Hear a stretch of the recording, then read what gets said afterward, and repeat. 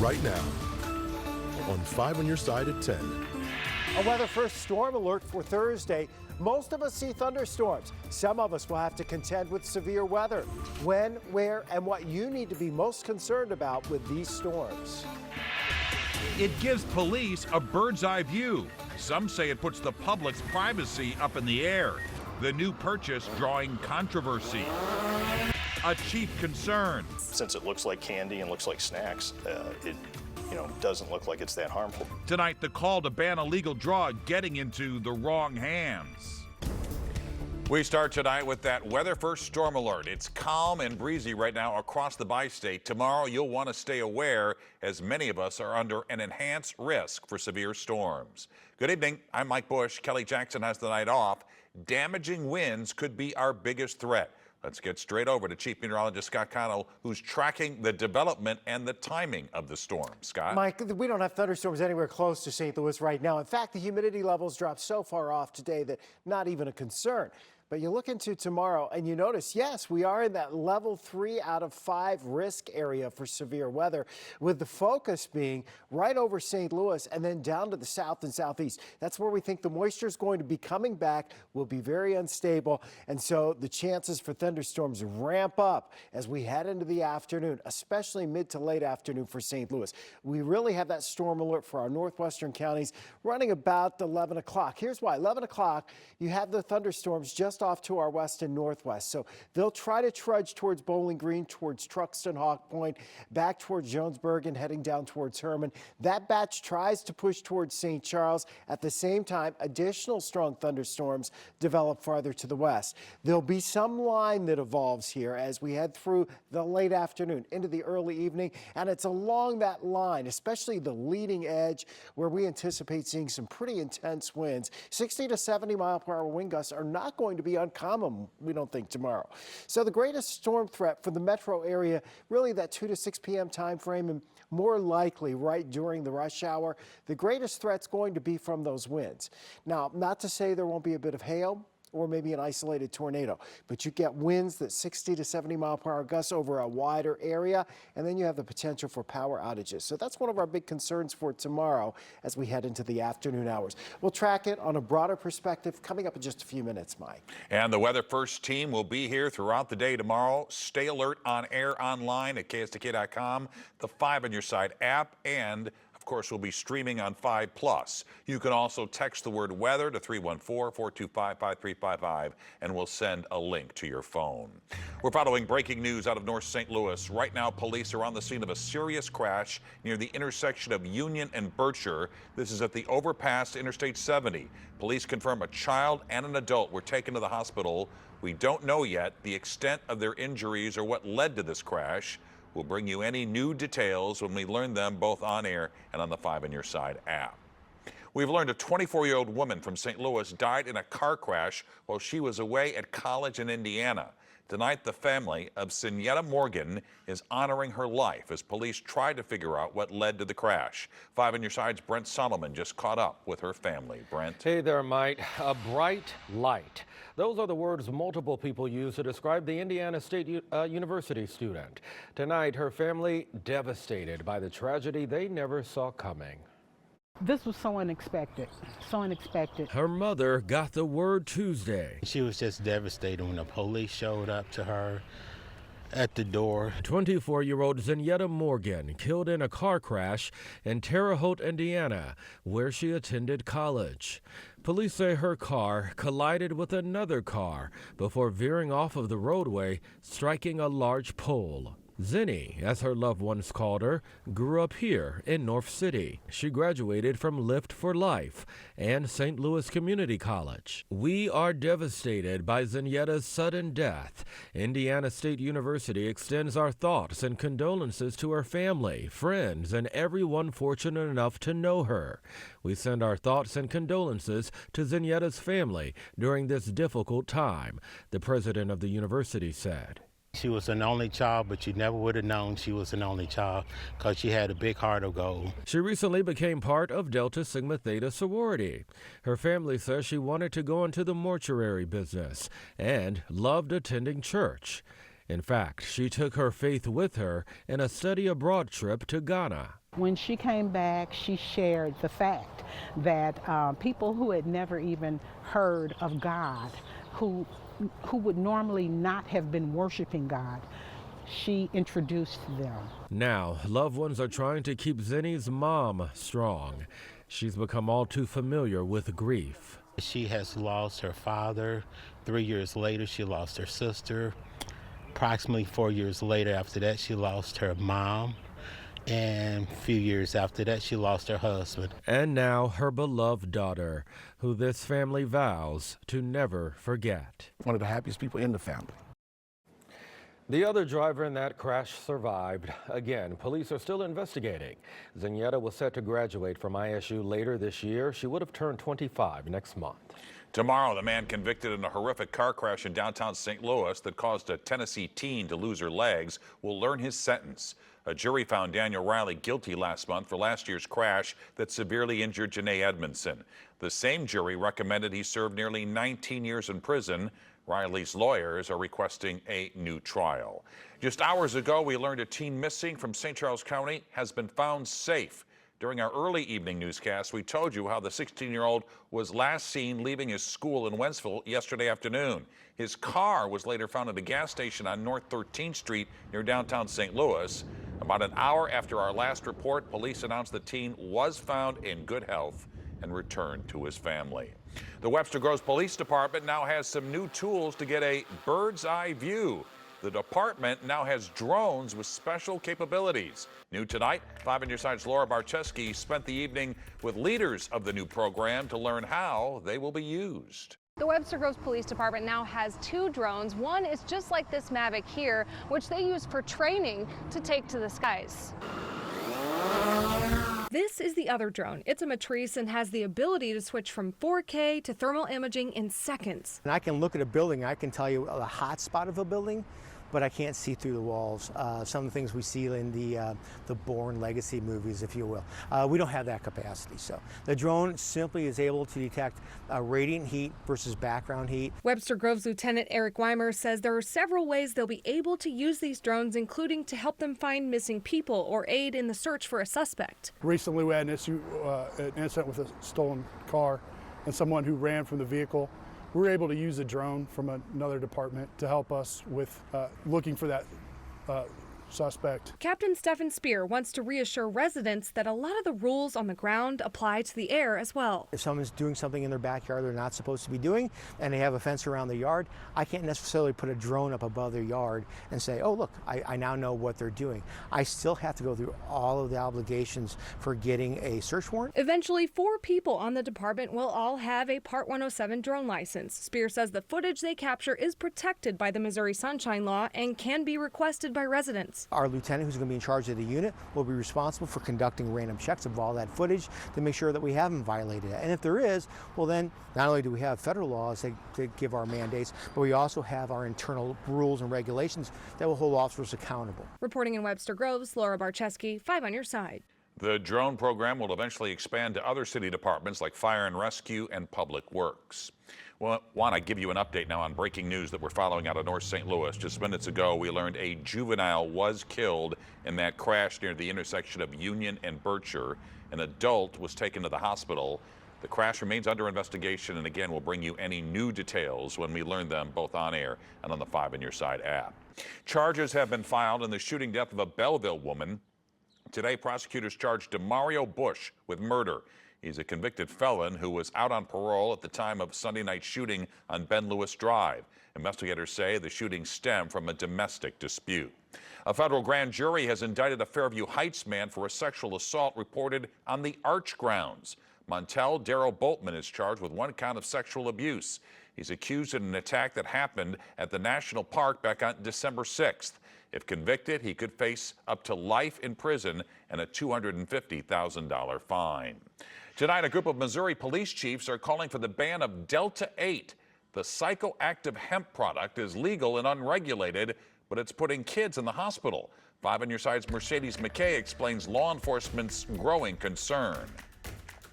It's a real problem. Right now in Missouri, kids and teenagers are walking into gas stations and picking up this. Since it looks like candy and looks like snacks, doesn't look like it's that harmful. But it is. What's inside aren't your normal ingredients. It's Delta-8, an intoxicating substance that's extracted from hemp and mixed with chemicals to create a high. We have a drug problem as it is.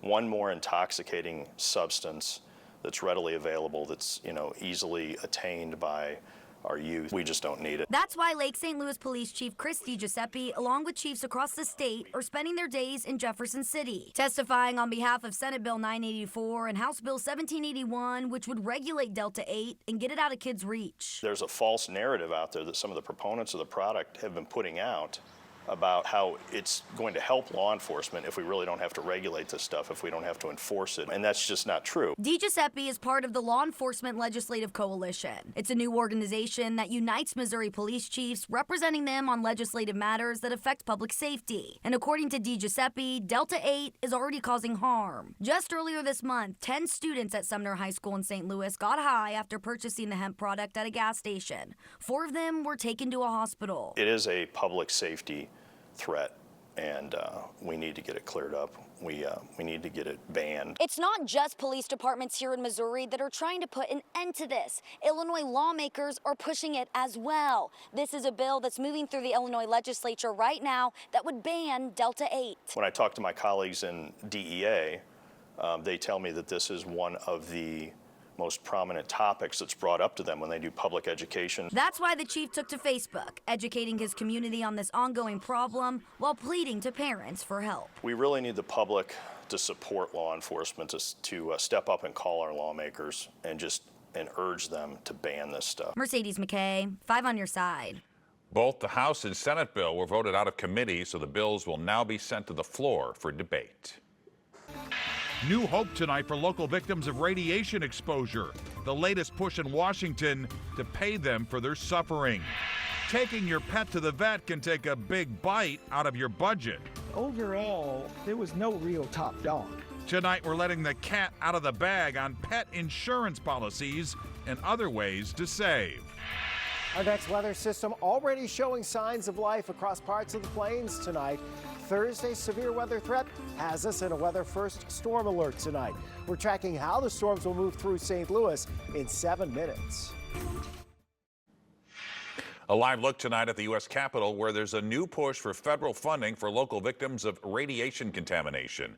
Missouri Congresswoman Ann Wagner's office confirms she has an amendment ready to go to add the reauthorization of the Radiation Exposure Compensation Act to a package of House foreign aid bills. The program, which provides compensation to people sickened by the government's radioactive waste, is set to sunset in June. A Senate bill failed in the House last month.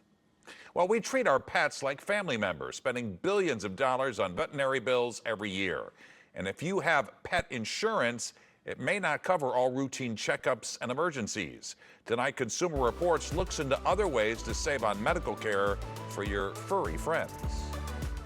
Paulina Vargas had pet insurance for the other dogs she's had, but with Nigel and Bella, she decided not to get it. It makes more sense for us to really not to be paying monthly fees, right, at the pet insurance, and we decided to really was the best option for us just to pay it, out of pocket. Paulina is not alone. A survey by Consumer Reports revealed pet owners are pretty unhappy with pet insurance coverage. In our survey, over 2,000 members shared their experience with pet insurance, covering everything from what's actually covered to the premiums they paid and the claims process for getting reimbursed. And overall, there was no real top dog. In fact, most of the results found that the insurance companies were all pretty middle of the pack. CR looked at survey data on 8 pet insurance providers. On average, the total cost was around $47 per month per pet. 6 insurance providers earned a mid-range overall satisfaction score. 2 bottomed out with unfavorable ratings.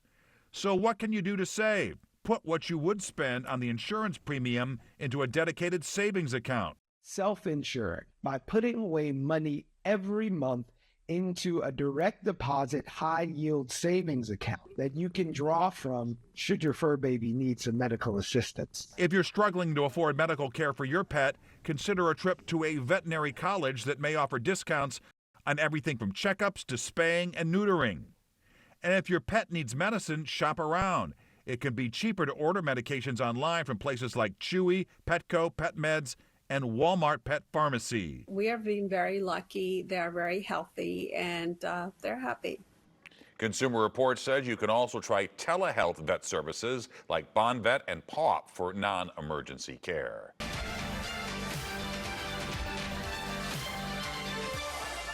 We're now just 100 days from the 2024 Summer Olympics in Paris. Excitement is building in the City of Lights. The beach volleyball venue is being constructed beneath the Eiffel Tower, and officials are trying to calm fears over security and pollution concerns along the River Seine, the site of the opening ceremony. More than 800 athletes will compete for Team USA, including Chaminade grad Jason Tatum, who was named to the U.S. Olympic men's basketball team today. And tonight, we're also getting a look at what the U.S. athletes will be wearing in Paris. Designer Ralph Lauren is once again outfitting the athletes for the opening and closing ceremonies. Nike designed the podium outfits. They're a blue dry-fit tracksuit with zip jackets and mock collars. You can watch the Summer Olympics right here on 5 on Your Side. We put together a complete guide to the games. You can scan the QR code on the bottom right-hand side of your screen or just text the word Paris to 314-425-5355. Well, the threat of severe weather tomorrow has us in a storm alert tonight. Let's get back to Chief Meteorologist Scott Cano with the timing of all this. Yeah, and you know, Mike, we're not trying to scare anybody for tomorrow, but we need everybody to be paying attention to the weather and know that there is a risk that we could have some pretty intense winds roll through here with the batch of thunderstorms that arrives tomorrow afternoon. And it may be more widespread in the severe coverage versus what we saw yesterday with the scattered severe thunderstorms across the area. So the better coverage, St. Louis off to the south and east, and this was upgraded this afternoon into that level 3 risk because of the increase in potential for damaging winds. 60 to 70 mile per hour winds, maybe even a little stronger than that. There may be some hail, maybe a few tornadoes, but it's really those winds in the thunderstorms tomorrow that we will be more concerned about. Fronts coming in across the upper Midwest. This storm's already starting to show its signs of developing as thunderstorms are now beginning to blossom across far northern sections of Kansas and across the Kansas-Nebraska border. This is the area to watch. We'll see development continuing through the overnight hours. Eventually, this will perhaps congeal into some sort of complex, and that will put down the boundary or become the complex itself that ends up sliding our way as we head into tomorrow. We should be just fine for the early morning rush hour, but heading towards lunchtime and especially the hours after lunchtime in through the mid-afternoon, about the time the kids get out of school and when everybody's starting to hit the roads for the evening rush hour, that's when we're thinking things really start to get a little dicey around the metro area. We'll warm quickly tomorrow. One thing we didn't have today, the humidity. You know, those dew points backed off into the 40s. That humidity's coming back tomorrow, key ingredient for fueling these thunderstorms. Latest Futurecast showing a couple of areas that we'll be watching. One coming into the metro area between 3 and 4, a line right behind it that's building to the south that slides in through the metro between 5 and 6, then pushing into the metro east between 6 and 7. See how you look right there and it kind of just nudging out? When you see a storm that does that on the radar, and this is the computer model, it's not the actual storm. It's a computer model showing us that. Clear sign that there should be some wind with these storms tomorrow that are it's going to cause us some problems. And we think that means the potential for power outages, and not just a few here or there, but some that could take a while to get fixed will be in the mix and on the table for us tomorrow afternoon into tomorrow evening. 67 degrees right now. The winds have settled down. We're actually cooler now than we were early this morning. We'll drop back into the 50s for lows overnight tonight. Our storm alert, we'll get you started with that tomorrow. And of course, today in St. Louis, Anthony Slaughter in bright and early tomorrow. He'll have all of the updated details for you. Then as we work our way through the weekend, we're really cooling off. But you're going to be alert tomorrow. You know, not everybody's going to see severe weather, but I think more of us will tomorrow than did yesterday. Okay, Scott, thanks. Frank is here with sports. Mike, we have a good one coming your way. Caitlin Clark, the Blues, the Cardinals, and Mizzou football came to town. This 5 on Your Side Sports Report is sponsored by Telly Tire and Auto Centers, driving your way since 1942. My dad used to tell me all gamblers die broke. Dad, I'm sorry, I think there's a good chance you can make some big money on the Cardinals betting they score 3 runs or less. In 10 of the last 11 games, they've been at 3 runs or less, including 3 in a row in Oakland. The Cardinals fell behind early today. Ivan Herrera put the Cards on top with a shot up the middle. His 9 RBIs are tied for second on the team. But A's fans got to see something unexpected, a win. They took the lead against Steven Matz with a 3-run 5th inning and then added another. No sweep for the Birds. A's win 6-3. The outpouring of affection for the late Whitey Herzog continues to come in. And besides family and close friends, the ones that were hit the hardest are the ones where Whitey helped the most. Willie McGee took it badly and politely declined an interview today. Vince Coleman did not. Coleman was supposed to be here just for a few days in 1985 when Lonnie Smith was hurt. He never left. The Cardinals traded Lonnie. Coleman stole 100 bases his first 3 years, and he loved Whitey like a father. Today, he recounted the story with me when he had an issue with an umpire. And I said, where was that pitch? He said, it's right there on the black. And I said, the black is not a strike, you asshole. And he threw me out of the game. So we both get ejected in the first inning. So he calls me into his office. He says, sit down. It's 50,000 fans here. You know why they're here? They're here to see you play. Don't you ever do that shit again. And Whitey would never embarrass you in front of the crowd or in front of the teammates. Whitey would take you in the office and teach you the game. The Blues are finishing out the season in Dallas, and their best player, Robert Thomas, will get the team on the board in the second. Right now, the Blues lead it 1-0 after 2 periods. The Mizzou football coordinators were in town today at the National Football Foundation luncheon. New defensive coordinator Corey Batoon has already been impressed by a St. Louis native on defense. Cardinal Ritter grad Marvin Burks Jr. played in 13 games his true freshman season, and Batoon sees an even brighter future ahead. He's attention to detail type of guy. I love the way he prepares, and it really showed, you know, in those opportunities that we had to practice each day. You know, whether a mistake was made, but didn't ever make the same mistake twice. Tremendous potential, tremendous upside, and has been, you know, really attacking the weight room. Former Mizzou player Jonte Porter has been banned from the NBA. The league revealed Porter placed at least 13 bets on NBA games. The investigation also found that the Toronto Raptors reserve revealed information about his own health to a known sports bettor. The downtown MAC was rocking tonight with great basketball conversation. The United States Basketball Writers Association handed out their awards with about 400 on hand. From left to right, Freshman of the Year, Reed Sheppard from Kentucky, Gino Auriemma, Roy Williams, Coach of the Year, Calvin Sampson, Freshman of the Year, Juju Watkins. Sheppard, who could be a top 5 pick in the NBA draft, has parents, Jeff and Stacy, who were both stars themselves at Kentucky. Oh, Reed, 100%. Yeah. This is the mama's boy here. And so nobody gets between Reed and Stacy. Please welcome Caitlin Clark.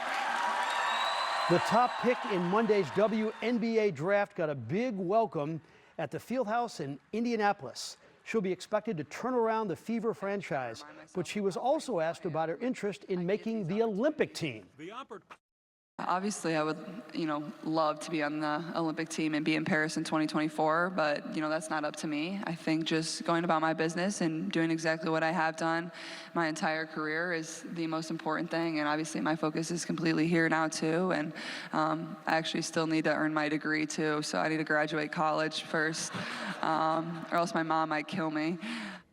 On behalf of all NBC affiliates in the country, please make that team. Yeah, really. She needs to be on the team. Oh, the ratings will be skyrocketing, right. In addition to her being a great player and helping the squad. And the Cardinals are mediocre, aren't they? The essence of it. Yeah. Well, we're in a storm alert for tomorrow. Scott will have what you need to know before heading out the door. A storm alert tomorrow. We want you to be weather aware. Scott has a final check of the forecast. And we'll be keeping you updated throughout the day. Remember, on the 5 on Your Side app, you can track the storms yourself and actually see how they're approaching during the course of the day. You'll get to work. Everybody gets to school just fine tomorrow. It's during the afternoon hours, especially after lunchtime, and especially towards that evening rush hour when things really get dicey in St. Louis. Many of us, if not most of us, will see thunderstorms tomorrow. And there'll be a sizable number of us that have to deal with at least some flickering of the lights, if not a power outage that lasts a little while. There'll be scattered power outages for sure. We are going to be looking at temperatures getting much cooler after tomorrow. Going into the weekend, only in the 60s. But that is average, right? Because that's about average. These 80s is way over. Yeah, way over. And today we got lucky, no humidity. But tomorrow that humidity plays back into the storms, and that's not good. Yeah. There you have it, 5 on Your Side at 10. The Tonight Show starring Jimmy Fallon is next. Don't forget to start your day with Today in St. Louis. That begins at 4 a.m. And have a great tomorrow.